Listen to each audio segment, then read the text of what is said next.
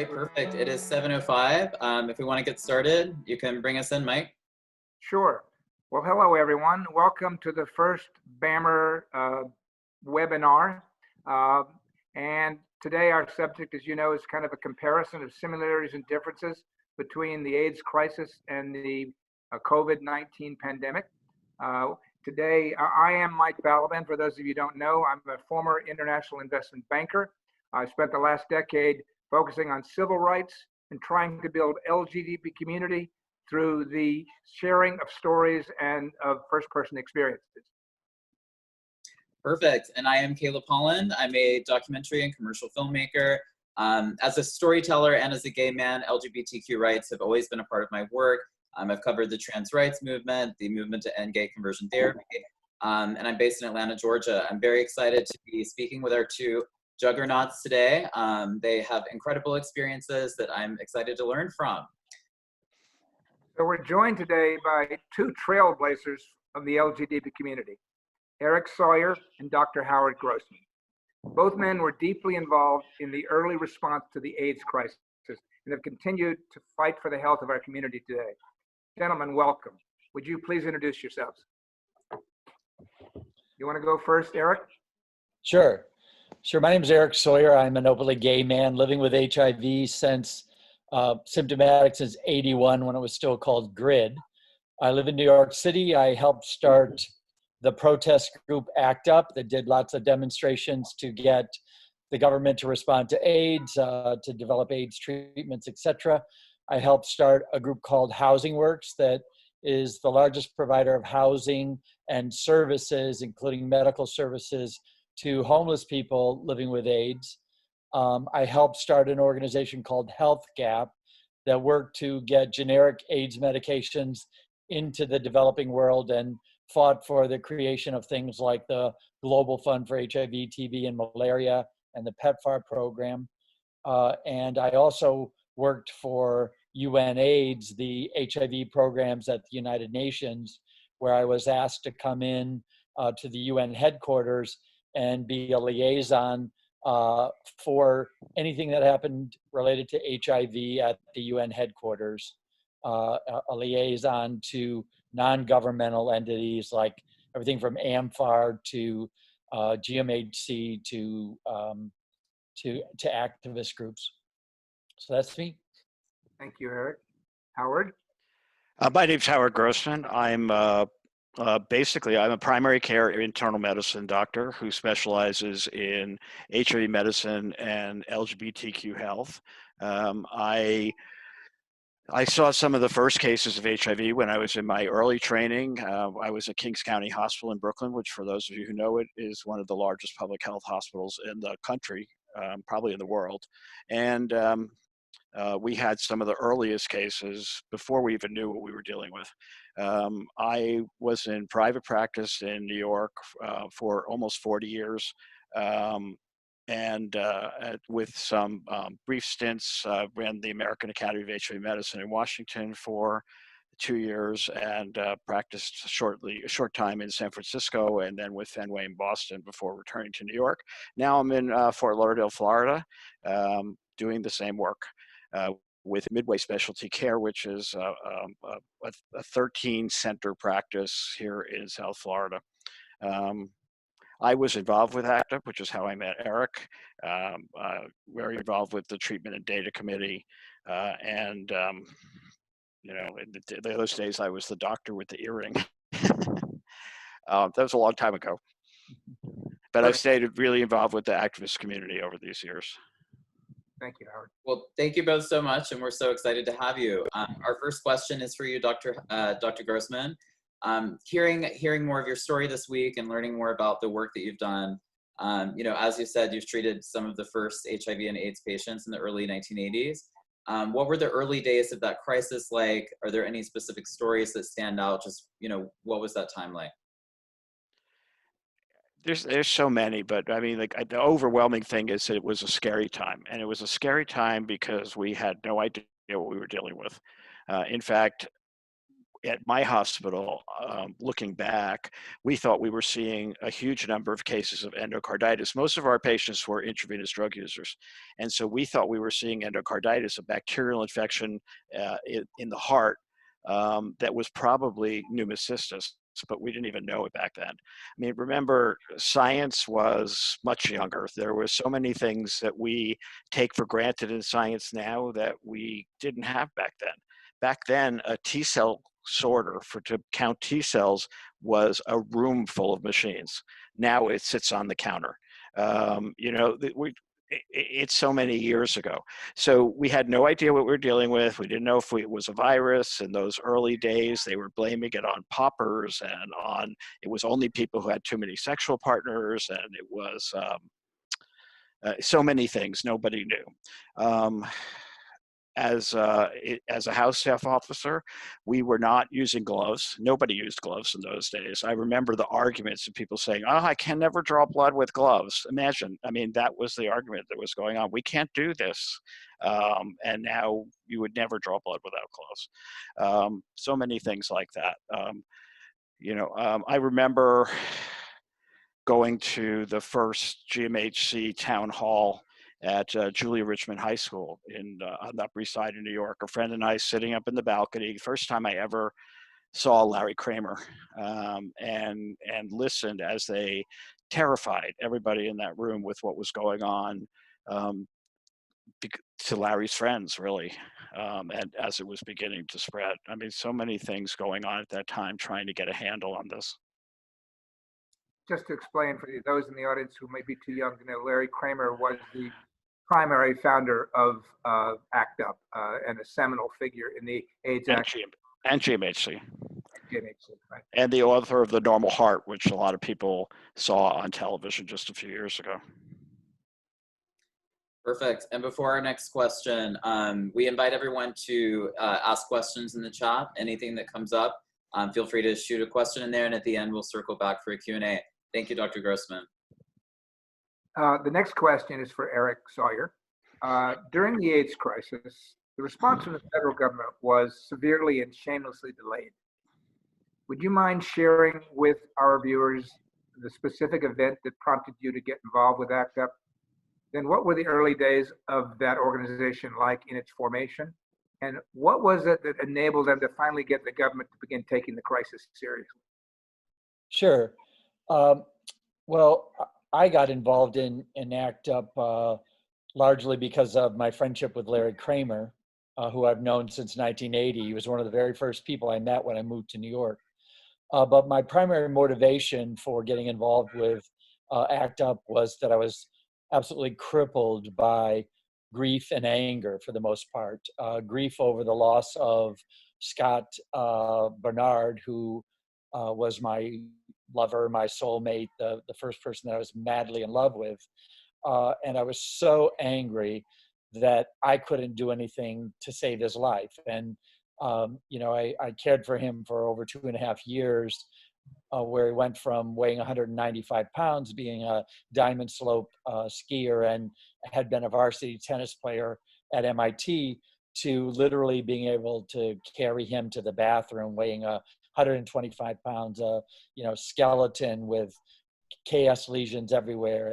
And I was so angry that there were no drugs to treat him, to try to save his life, that the government didn't care, that he was treated horribly by the public, that I just felt that I had to do something. I also was symptomatic at the time, so I was worried about my life. So after Scott died, I called Kramer, and I had been renovating brownstones in Harlem and knew how to develop housing.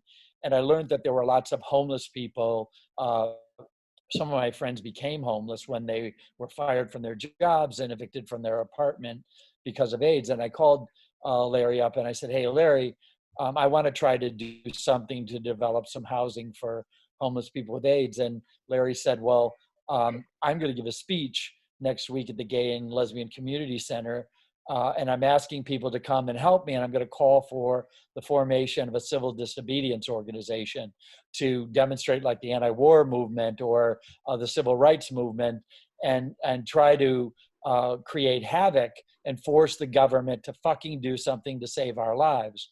And he said, the only person that's doing anything about housing in New York is a guy named Doug Dornan that's running the AIDS Resource Center. He's coming to this speech. Why don't you come? Why don't you bring a lot of your pretty boy friends from Fire Island as boy bait and stand up in the audience and volunteer to help us and help us plan this first demonstration. I'll introduce you to Doug, and maybe we can see if together we can get some housing going. And so I brought a lot of my friends. I stood up and offered to help, and immediately got involved. And there was such a sense of release, in a way, of being able to turn that anger and that grease into action, to try to fight and save our lives. The first demonstration was blocking traffic at the corner of Wall Street across from Trinity Church. And the demonstration went, viral. There were, coverage on it was a 7 a.m. protest. There was coverage on the morning news, on the noon news, the evening news, for a couple of days.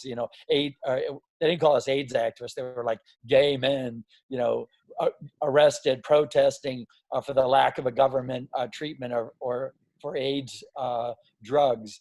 And it was really empowering to, see the government pay attention and the media pay attention to, our demands that our lives be respected, and that our right to life finally get recognized. So I was hooked immediately and started, literally spending every night, every weekend, helping to organize the next demonstration, and then the next demonstration, the next government office takeover, the next pharmaceutical office assault.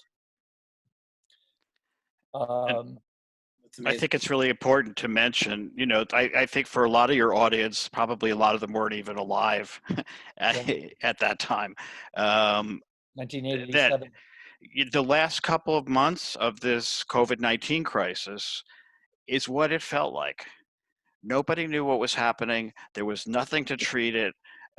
People were scrambling, trying to figure out what it was we were dealing with. And you had a government where the president's press secretary was caught on camera basically laughing about that there was anything going on. And it was happening. One of the big differences, it was happening to mainly 4 groups of people who nobody cared about. It was we used to call it the 4 H's: homosexuals, hemophiliacs, Haitians, and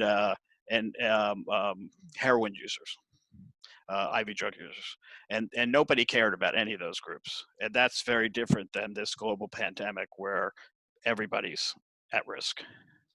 And on that note, you were having to process science in real time and try to understand exactly what was going on. Can you describe some of the similarities and differences between what was going on at that time and what we've seen here with the COVID-19 pandemic?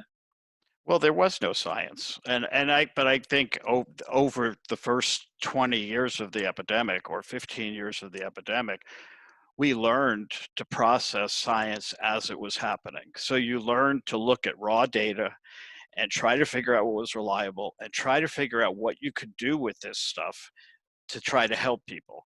And that's, I think, the biggest problem for people now, is that they're not used to that. Many people in this country and around the world, especially in this country, are scientific illiterates, basically. And this information is pouring out of the scientific establishments, and people don't know how to process it.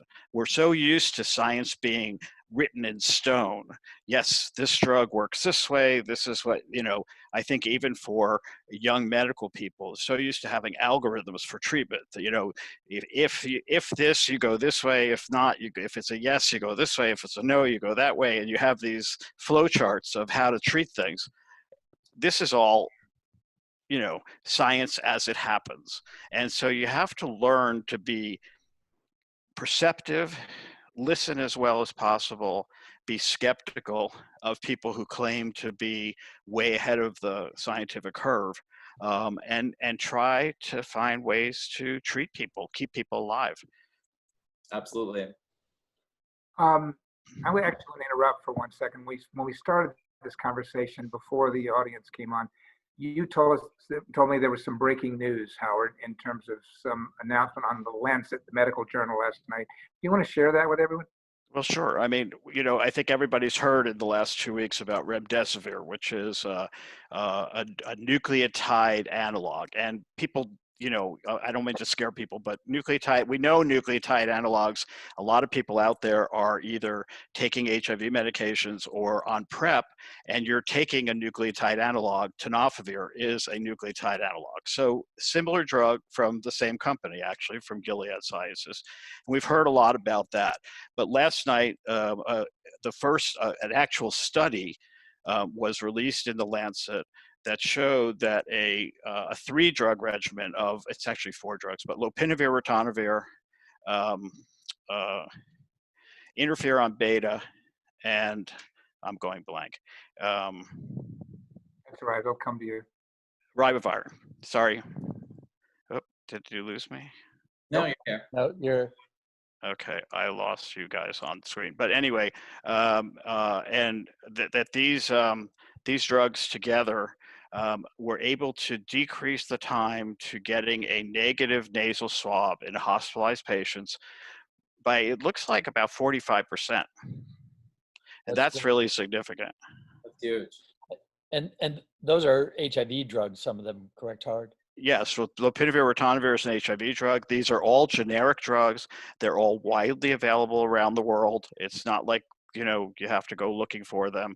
They're drugs that we've used for a significant amount of time. But of course, if past experience is any guide, Pepcid's no longer available in the drugstore because everybody went out and bought it. So the moment something like this becomes known, Right. a lot of demand, right? Well, you do Exactly. need a prescription for them, though. Say again? You do need a prescription, Right. but we've been using these drugs for an extended period of time. We know what they do. We know what they do. We know how they work, and we know their toxicities. So So this is really exciting because these drugs are out there. They're readily available. They're not all that expensive. We don't have to wait for compassionate use. We don't have to wait for this to ramp up. And they're there to treat patients right now. And it's the first major study. So remember, thanks to our lunatic in chief in the White House, the U.S. stockpile, strategic stockpile, now has 29 million doses of hydroxychloroquine. Which I should say is a drug that nobody uses to treat malaria anymore, even though the press keeps reporting that because most malaria is resistant to it. So the only thing is, if we suddenly have an epidemic of lupus in this country, we're going to have a drug that'll be useful. But this is actually something that seems to work and that has been validated in at least this one study. Perfect. As a treatment, but not a vaccine, does it have to go through layers of trials, or can it be begun being prescribed as is? This was a phase 2 trial, but because these are readily available drugs, in this country at least, doctors are allowed to prescribe for any use that they can justify medically. And here we have a study to justify it. They can start to prescribe these right away. Perfect. Now, following up on that, you have treated COVID-19 patients and you actually were diagnosed as well yourself. What are some of the lessons that the LGBTQ community maybe have from years of dealing with HIV and AIDS that could be applicable to how we look to the future of COVID-19? I'm sorry, say that again. Sure. So we have a long history as the LGBTQ community with dealing with HIV and AIDS. What lessons have we learned that might be applicable moving forward with COVID-19 for the wider population? Well, like I said, I think people need to learn how to process this science as it's happening. Need to learn to look for validated studies, what's an opinion versus versus fact. You know, if you're sitting and watching most of the television networks these days, including the ones that I watch, CNN and MSNBC, you are getting 24/7 what a friend of mine calls terror porn. It's specifically designed to keep your eyeballs on that TV. And to scare the shit out of you all the time, and not to help you figure out how to process this. And that's a shame, because we need to be learning how to deal with this. I mean, really is an avalanche of data. Now, that's a big difference than the early days of HIV, because science moved at a much slower pace, and lay people didn't have access to science. One of the things that ACT UP did was blow down the doors of the FDA and the NIH and places like that, and open up science to people with a personal interest in what was going on. That's a big change since those early days. But now we're dealing with multiple scientific institutions. We're dealing with science that can happen very quickly. And it really is hard for a lot of people to keep up, and it's terrifying a lot of people. Howard, I was going to ask you a question, but I'm getting it separately from a couple of individuals. In fact, one of them is a friend, Dr. Rick Silverman, is saying, are there any thoughts about individuals on PrEP, either Truvada or Descovy, or medicated for HIV, and whether these drugs may increase or decrease resistance to COVID-19? I'm not sure if there's any data, but I've heard rumor in both directions. We were speaking about this earlier. So both, what are the risks for the HIV plus community, and are there any potential benefits you think that this might have in store? Well, you know, number one, for the HIV community, there was a tremendous amount of fear at first that people with HIV were going to be at higher risk for getting sick, for getting this disease, and at higher risk for dying.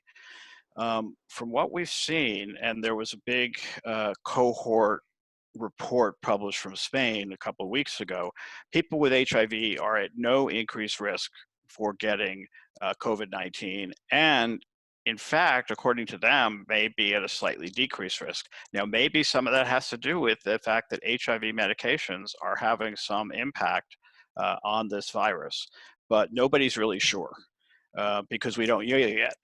Now we have evidence that at least this one HIV medication in combination with other medications, and remember, ribavirin was used very early on to try to treat HIV. It just was not very successful. In fact, I think that was one of the drugs that Rock Hudson was flown to Paris to get. Do you remember that, Eric? I think you're right. Yep. Yeah, it was ribavirin. And so here it comes again.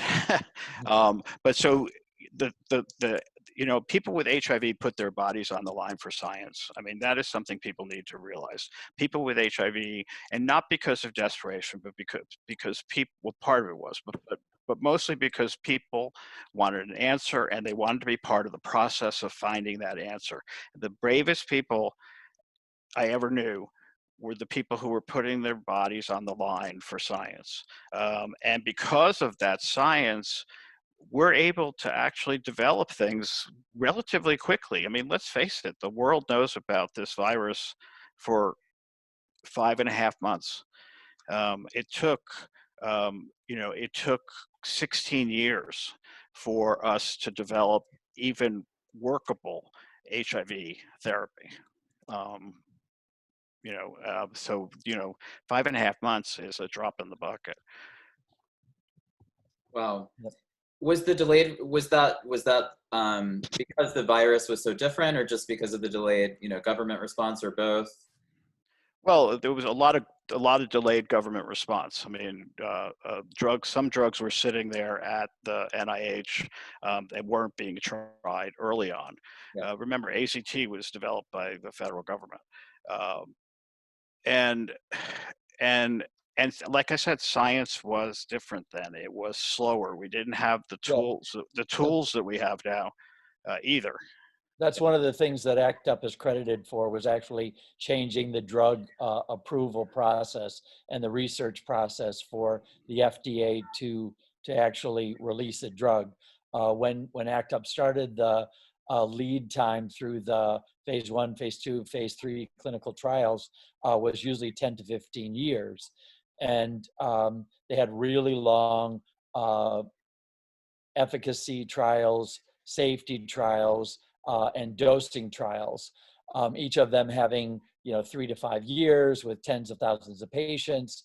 And ACT UP said that other countries have clinical trial processes where they use far fewer patients for 6 months to 18 months. They bring drugs to trial. I'm sorry, to market quicker.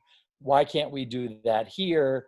And especially for HIV, because we're all going to be dead long before any drugs are developed, because it was taking, as we were saying, 10 to 15 years for a drug to be developed, when the average person with AIDS was dying within a year to 18 months of diagnosis.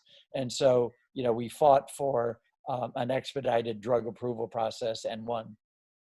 Perfect. Right. And not only that, what was going on was you had this scientific establishment that thought it knew everything, and they had a way of doing things, and they weren't going to do it any other way. So I remember in the late 80s when there was a new drug called ganciclovir, and it treated cytomegalovirus retinitis. Now remember, CMV still around, but that we had no treatment for it, and people with HIV were going blind from it. And here came this drug that suddenly had an effect. And I went with Marty Delaney, who was one of the biggest trades activists and treatment activists in the country, who founded Project Inform in San Francisco, and Jay Lipner, who was a lawyer who had come out of the housing area and worked for the federal government, but he became an activist, and Jay also had HIV. And we went and met with Ellen Cooper, who was at the FDA.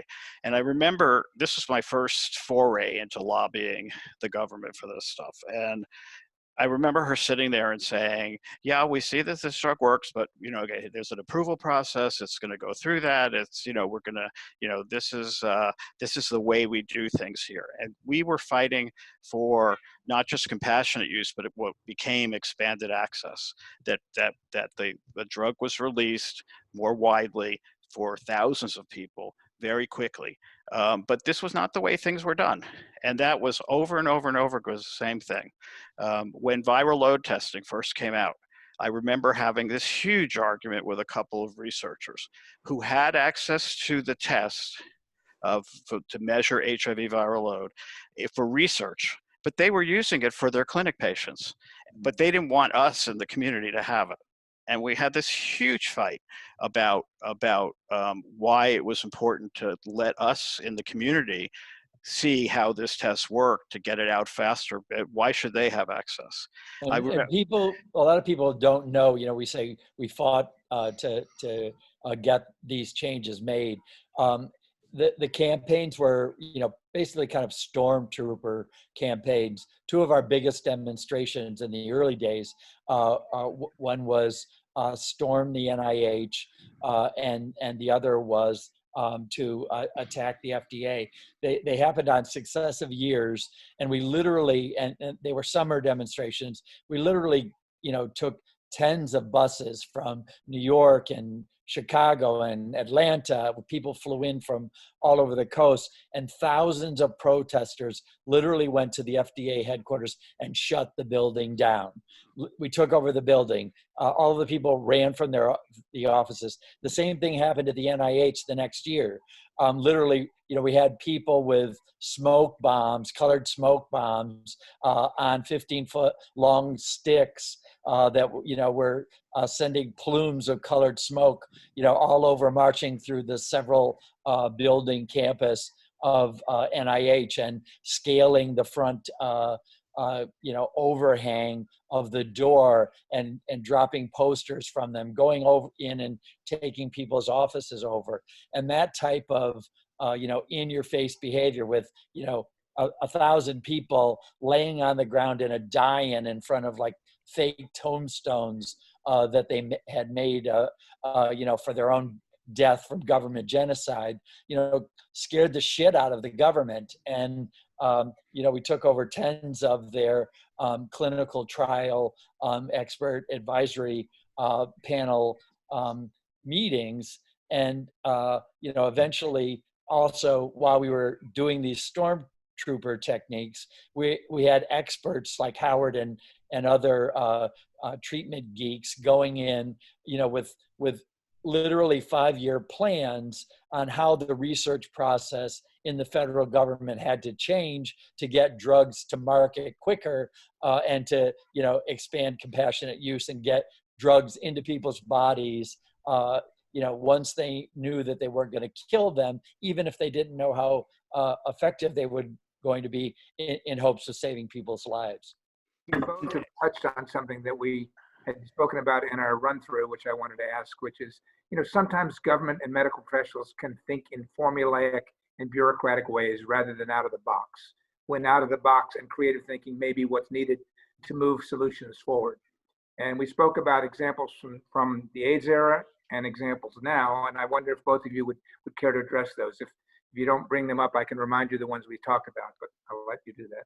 Sure. I want to pick up on what Eric said though first, and because I think a lot of younger people think ACT UP was all about demonstrations and, having fun, great, tombstone signs and, silence equals death and Ronald Reagan has blood on his hands, but ACT UP's brilliance was to do something that had never been done before, and that was to do these demonstrations because you had to blow down the doors of these organizations. They were so rigid that they wouldn't listen to you. So you had to blow them down, but then you had people coming in behind that saying, okay, now you'll take a meeting with us. This is what we want. And as Eric said, with plans, with science, some of the best scientists I know grew out of ACT UP.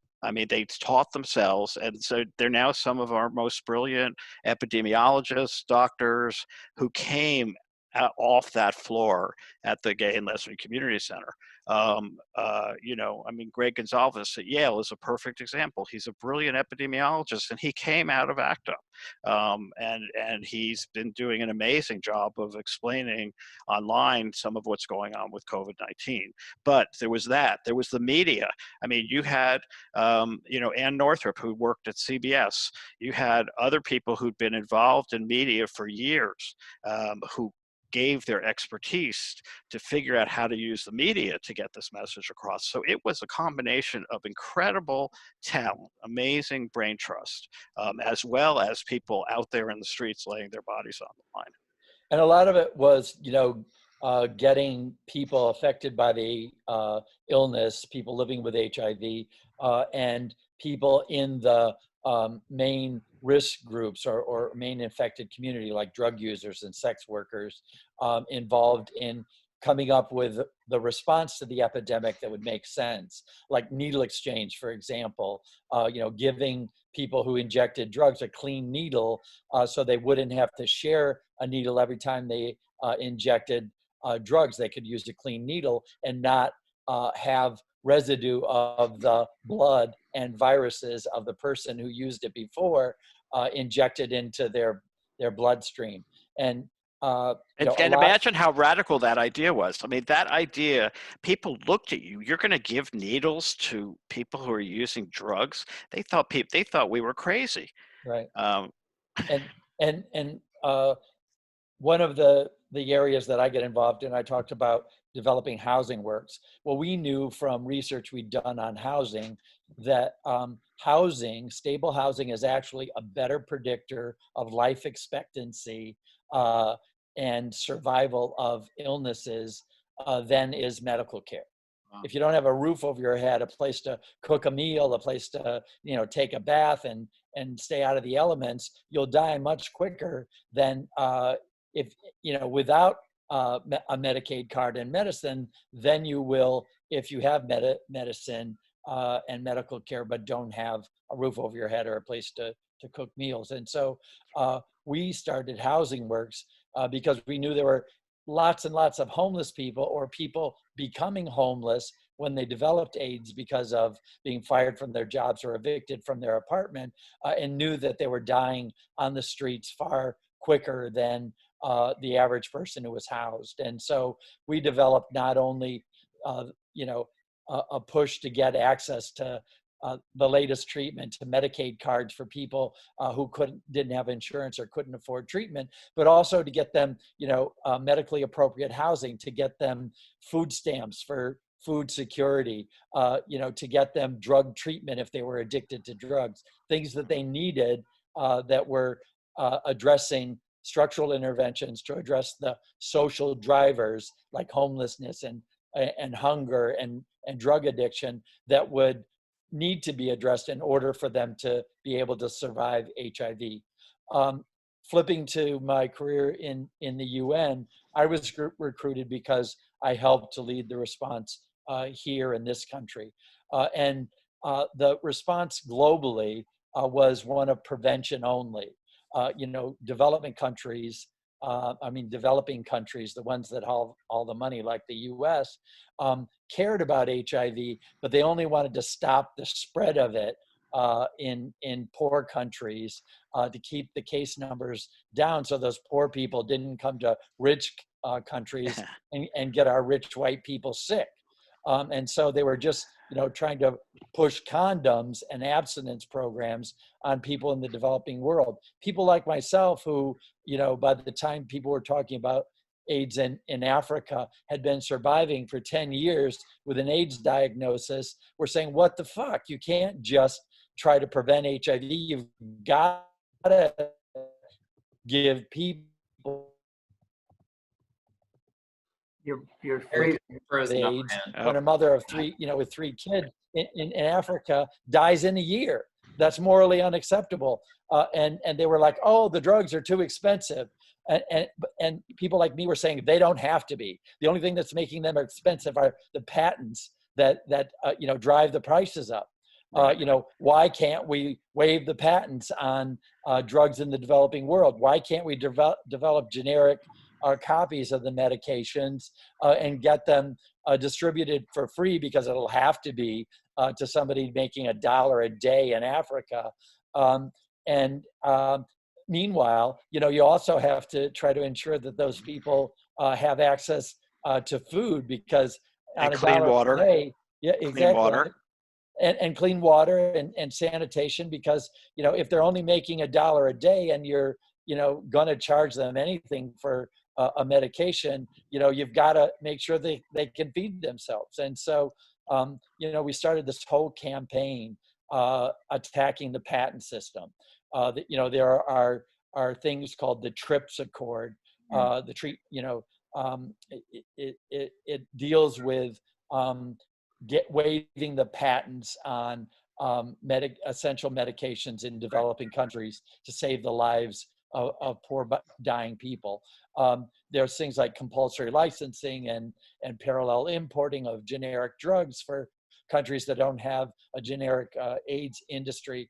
There's something called the Doha Agreement. They're all like, way too far in the weeds for this kind of a discussion. But we also called for a global war chest to pay for treatments and prevention in the developing world. Right, Eric, and I think, the point is that these were things that came out of activist thinking, and Absolutely. they were things that were thinking outside the box. I remember people getting up at meetings and saying, well, we can't bring drugs to Africa because they don't have clocks. They can't take drugs because they don't have clocks, and you'd have to take these drugs at least twice a day. And you looked at them and you said, okay, you're talking about farmers who get up with the sun and go to sleep with the sunset. I think they know 12 hours apart. It turned out that people in Africa, for example, were far more adherent to their medications than people in the developed world. So, but all of this took breaking down those old ways of thinking and challenging that. That was people who weren't hung up in an ivory tower. We've got some time issues, and then we want to save some for the audience questions. I'm going to let Caleb ask a quick question, and then I'll close with one for the future, and we'll Go over to the audience. Caleb? Sure, and thank you both for highlighting the, I think these moments really highlight, inequalities and the differences are different, based on that. So thank you for highlighting that. So our next question for Eric would be, and actually this could be for you both. So a lot of what you're talking about is changing public behavior. Obviously, with HIV and AIDS, that was, giving needles. It was, highlighting condom use, that sort of thing. Now we're talking about masks for COVID-19. Tell us about what does it take to change public opinion, and what is the process of doing that? Well, you're talking about creating new societal norms. I mean, before the early 1980s, nobody used condoms. They were only used for preventing STDs and pregnancy. And gay men didn't really have to worry about the pregnancy. And as far as STD goes, we thought we could treat everything. So nobody used condoms. So the idea that at that point that was our best prevention method to try to create this societal norm that now everybody knows about, that was a huge undertaking. There were so many people who said, "You're taking away my pleasure." It's like there was the same issue with wearing gloves to draw blood.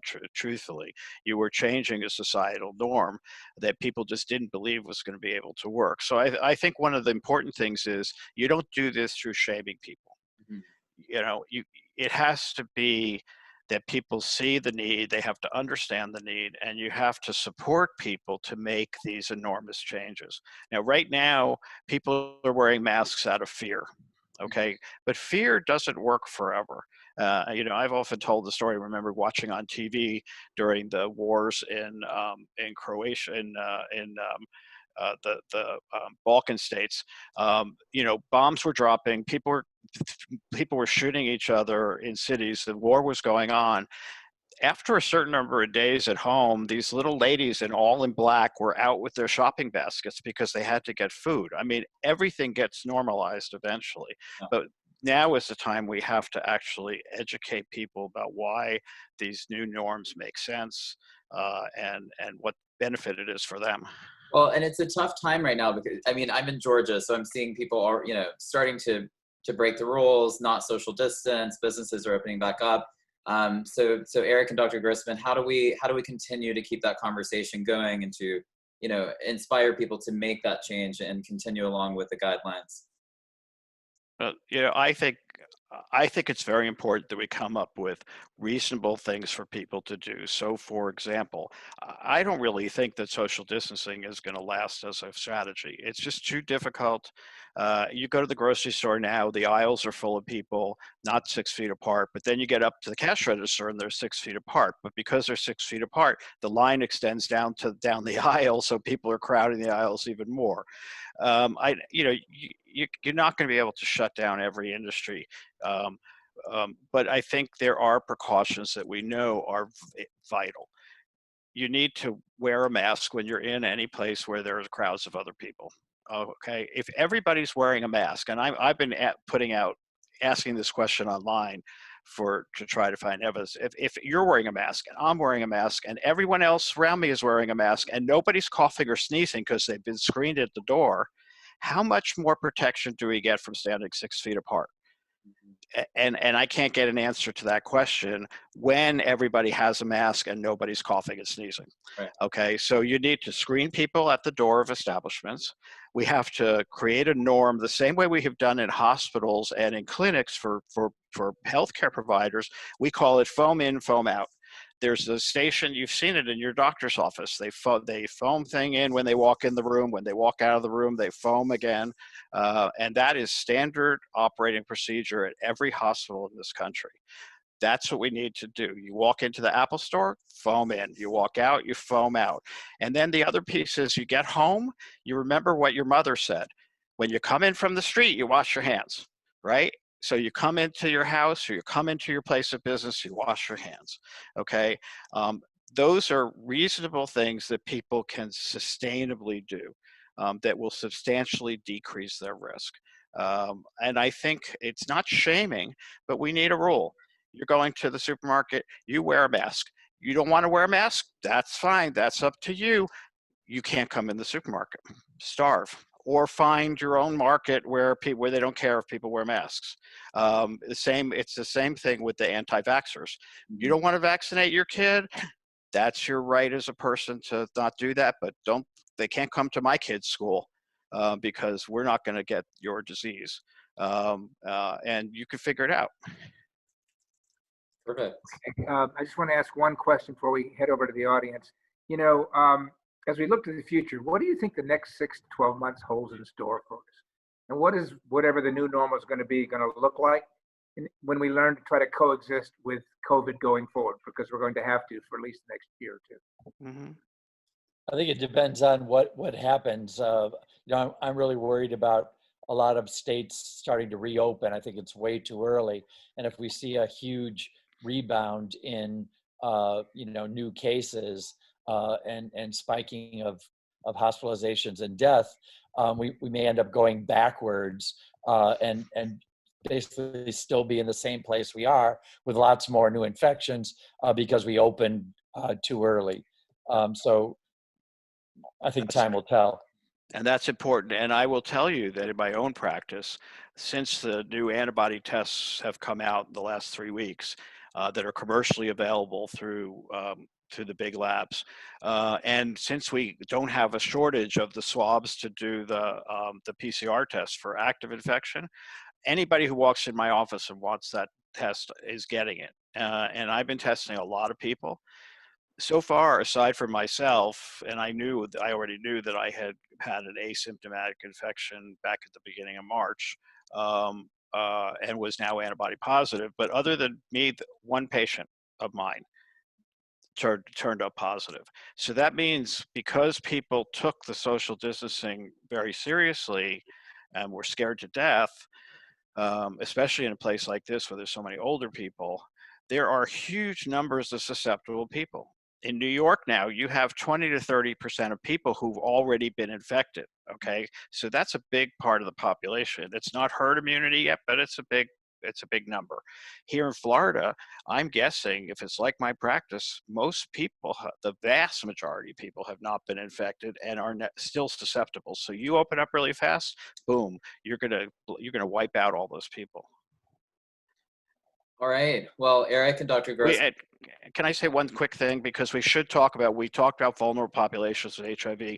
We can't walk away from this without saying that this disease is disproportionately affecting people of color, especially African Americans. I mean, really African Americans. We're talking 80% of the deaths in certain cities where people where African Americans make up maybe 15 or 20% of the people. There's something seriously wrong going on here that's certainly not being addressed by this administration. Yes, absolutely. Well, Eric and Dr. Grossman, thank you so much. This has been so enlightening. Mike, I know you and I really appreciate this so much. And we're going to move to audience Q&A. We're a little bit past time, so we'll do a little bit of a lightning round, and we can go a little bit over. So can you go over? Yeah, absolutely. I don't have anything to do, so. Nor do I. Who does? Perfect. So actually, following up with what you said, Dr. Grossman, there was a question in the chat about an increase in anti-Asian American sentiment. You know, we're hearing that, you know, this is worse for people of color, and people of color are experiencing discrimination.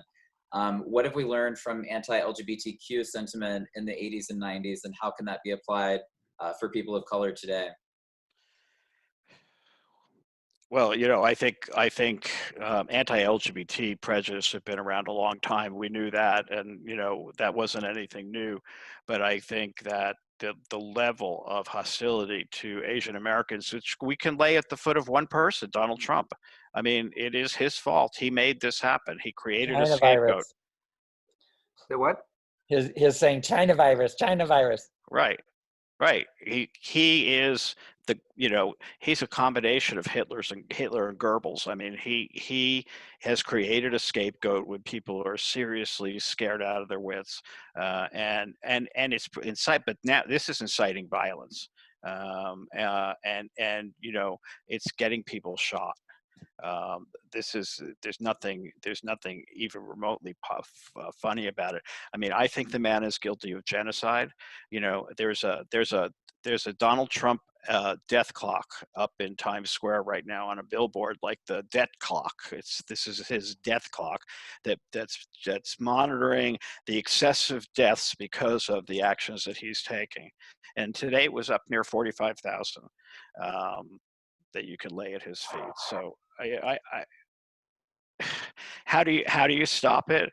I think Asian American leaders need to come out really, really strong. I think we need to take the dialogue, and we need to take the narrative away from the White House and put it in other centers. I think we need to get them off of television.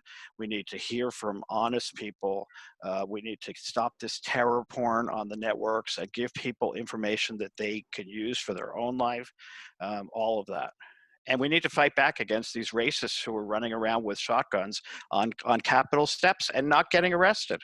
Yeah, absolutely. Just stressing that the virus doesn't discriminate. Yeah. Anybody can get it. All right, so let's see, a question here. Many people say that the AIDS crisis actually led to a number of social developments, the importance of same-sex marriage rights and the importance of patient treatment with drugs. What kind of unanticipated effects do you think that the COVID-19 pandemic might have for society in the future? But we can only hope that this is highlighting all the cracks in our society. That the one I'm waiting for is universal health care in the US. The fact that you cannot have people running around uninsured. Eric's issue of homeless people. The fact that we are now putting homeless people into hotels and into some kind of housing, realizing that you can't have people roaming around the streets at increased risk of getting sick themselves. Those are two things that I'm hoping will change when we get out of this. Any additions, Eric? Yeah, well, Housing Works actually realized that, homeless people and poor people are at a real disadvantage for this. So Housing Works, joined with some other people and we're distributing PPE, personal protective equipment to homeless people, to poor people. They created shelters, as Howard was saying. They got some hotels to turn over rooms to them, and they put homeless people into them, and they use their clinic licenses to actually develop some medical clinics to treat homeless people. And so, those are the types of things that need to happen. We need to, equalize the, societal economic disparity that happens with regard to access to homeless, to housing, to food security, to medical care. We need universal health care. We need universal housing, at a level that is medically appropriate, as well as food security for everyone. And so I'm hoping that COVID helps us be a more humane society that starts caring better for people who are at an economic disadvantage. Absolutely. Right. And realizing that people are one paycheck away from disaster. I mean, Andrew Yang's, universal basic income was a pie in the sky thing a couple of months ago. But we need to make sure that there's backup for people when they lose their job, or they can't live on the edge the way so many people have been doing. We can't have that as a society. It's going to take people voting the Republican Party out of key offices for that to happen. That's right. It's not going to happen while they're in power. It just won't, because all they care about is the money. They live in their gated communities, and if the person next door to them and their family is okay, everything must be fine. There's such an empathy deficit. And I would actually also urge for the fact that we need to increase scientific literacy in this country really fast, because when things like this happen, people need to be educated how to look at this information that's coming out of so many sources. And we can't get rid of the anti-science thing. Literacy, period, so they can understand how to follow the news and know when they're being given BS and when it's the truth. Yeah. All right, so we'll ask 2 more audience questions and then Mike will close us out. So this is actually a really interesting question. Why are we not seeing activists organizing among people who had COVID-19? Because they've been dying. I mean, let's face it. People have been dying for the last 2 months. You're not going to like pull the respirator out of your face and walk and march in the street. We'll see what happens afterwards. There, You know, there, there have been people, still doing some socially distancing demonstration. The Never Trumpers and the Rise and Resist people in New York have been doing demonstrations at like right. Trump Hotel, Trump Towers, different places where they've been holding up signs that 6 feet say apart. yeah, 6 feet apart, saying signs that say Trump lies, people die, a number of different things like that. And they were protesting Reverend Graham paid for hospital that was set up in Central Park that made doctors and healthcare providers sign, LGBT, anti-LGBT clauses. They turned away LGBT patients, and there was demonstrations held, outside that hospital, and it's since been shut down. But ironically, some of the activists that were doing those demonstrations got arrested, even though they were socially distancing and wearing masks. And as a result of that, de Blasio has The mayor of declared New a York. moratorium on demonstrations. That's taking away people's freedom of speech. Right. And so, legal challenges have been filed by Norman Siegel, who's kind of the guru in New York for civil liberties, trying to challenge that prohibition against demonstrations. But that's part of what we're facing right now. See. All right, last audience question, and then I think Mike has a question that will close us out. So we hear about changing social behavior in first world countries. What's happening in third world countries right now as a result of COVID? And I know, Eric, if you want to get started with this one. I know it's interesting. I haven't been in touch with a lot of activists in the developing world. So a lot of what I know is just, from news coverage. And, we've seen different countries respond more effectively than we have here, just based on, the results, China, South Korea, Hong Kong, Singapore, their initial responses were, a lot better than us. They're in places like China, Hong Kong, Singapore, there because of the SARS and bird flu and Asian flu and other epidemics that struck there, much more strongly than they struck here. Their propensity and their willingness to wear masks when alerted to an airborne infection, gave them a leg up, and their response was a lot better.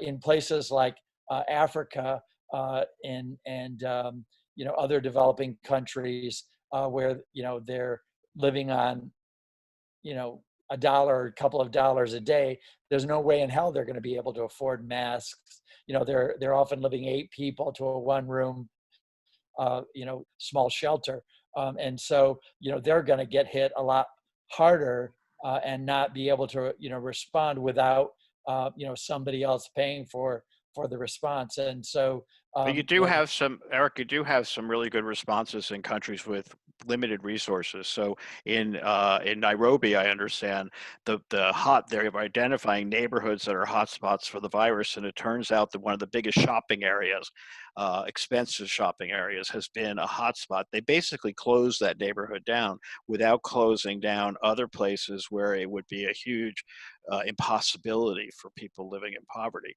India has done an amazing job at limiting infection by quickly shutting that entire country down. Now, you shut that country down, there are millions of people literally who live hand to mouth. If they can't like run their tuk-tuk to pick up people, that's the money that they eat with that day. They are very, very close to starvation. And you saw people, migrant workers, walking hundreds and hundreds of miles to get home because of the transportation system. But India now is doing a mega airlift to get its citizens back from places like Middle Eastern countries where they're treated almost like slaves, and where they've basically had no food, no medicine, because they're treated as foreigners, slaves. So countries that have very limited resources are doing incredible jobs. But in Russia, where it's exploding in Moscow, it's very interesting because I was hearing yesterday, it seems that Vladimir Putin is following the same playbook as Donald Trump. He's staying holed up with his sycophants all around him, and he's making regional governors make decisions about how to handle coronavirus. So I don't know who was the first one to do it, Trump or Putin, but boy, they're on the same wavelength. I really worry about refugees around the world too. You know, I can't remember the number, something like 17 million refugees in refugee camps, you know, around the world. And, you know, there's no way to socially distance there. You know, they're lucky if they're getting adequate food. They won't get any medical care. They're certainly not going to get protective equipment. And, you know, COVID is going to just decimate refugees around the world. Kind of amazing there haven't been more outbreaks in those situations than there have been in the migrant camps just outside the U.S. border in Mexico, where people are crowded in because we won't let them in. So I want to kind of close this. We touched on this a moment ago when you talked about protests and de Blasio and others kind of putting a halt to it. But, you know, back in the 80s, you guys with ACT UP, you know, you couldn't be contained. You stood up, you did whatever it took. It was activism in the ultimate. What is it going to take here? Let's assume that these opening ups in some of these states lead to more outbreak, and it doesn't cause more of a curtailing of infections. What's it going to take for us to unify and demand better treatment and, you know, storm the governments that are supposed to be leading us? It's going to take teaching people again that we are the government, that we have the power. It's teaching, I mean, certainly in the US, it's teaching people they need to go to their congressional offices. They certainly need to vote more than anything else, but they need to go to their congressional offices. They need to donate to campaigns for people who know what to do till it hurts. They need to get involved. And I think, you know, there was an article in the Washington Post of an older woman in her 70s in the upper Midwest who's angry. She is pissed off, but she has no way to channel. Nobody's giving her a way to channel that anger. And that's what ACT UP did for us. It gave us a place, and that's why I end up going there, because I needed a place to channel how pissed off and angry I was, like Eric said.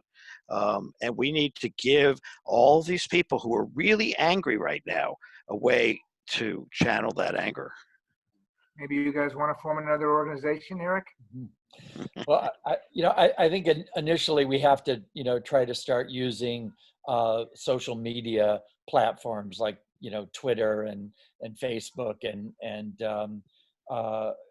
you know, other Instagram, etc., to try to get people talking about the need to be activists and to push back against this government, you know, that is doing all the wrong things and doesn't give a shit about people and only cares about, you know, maintaining power and getting reelected. And I don't understand why people aren't storming the streets. And, you know, you see like because they're shut in. They're shut in. Well, they can't. That's one thing, but you know, it's been a long time since people have really had a demonstration mentality in this country. In the French, you know, where you know the unions are strong, when things go awry, you know, get millions of people in the street raising their political objections. We need that type of response here, and you know, I think it's going to take more organizing, not only by activists and nonprofit organizations, but by unions, by churches, to try to get the government to pay attention. And I think we need to really figure out, there's one place where there should be people seizing the narrative, and that's the Democrats in the House of Representatives. They supposedly have a committee that's looking at this. I want to know why Nancy Pelosi or some other representative isn't on TV every day giving scientific facts and seizing the narrative. I wrote letters to my representatives saying, why aren't you doing this? Why are you letting other people control the narrative? That we need to change the conversation. Unfortunately, the other party is much better at social media than we are at this point. If you look at the amount of airtime, the amount of followers, et cetera, that Trump has versus Biden, it's 10 to 1. So he's the president. He's the president. Of course, he has more. We've fallen behind on that front as a DNC organized effort. Yeah, I think we need to try to organize like a Twitter army of people who have a conscience and morality to clap back against his Twitter power and try to disarm that. I see a friend of mine, Paul Barrett, has made a comment about protesters in Brazil and Israel are protesting, and they're maintaining 6-foot distance to take to the streets. And there are ways to do that. People can use masks. They can stay 6 feet apart and still protest. So we need to get out. They appear to have him on the ropes, possibly not far from being pushed out by the Supreme Court. So resistance can work. Yeah. Anyway, guess what? It turned out that in today's Washington Post, Donald Trump committed voter fraud by voting in Florida and declaring Florida his residence, because he says he's living at Mar-a-Lago, and the Mar-a-Lago charter specifically forbids it from being used as a residence for him. So that's something that goes back to the 90s. So Donald Trump has now proven that there is voter fraud, but he's the one that did it. All right. On that note, this has been a really informative session. We appreciate you guys all contributing. We hope the audience has found this worthwhile. This is being recorded, and in due course, we'll have it up probably on YouTube and on bammer.co, our website. So stay tuned. We'll keep you informed as to where to find it. Thank you. Thank you, guys. Peace, baby. Thank you, everybody. Stay safe.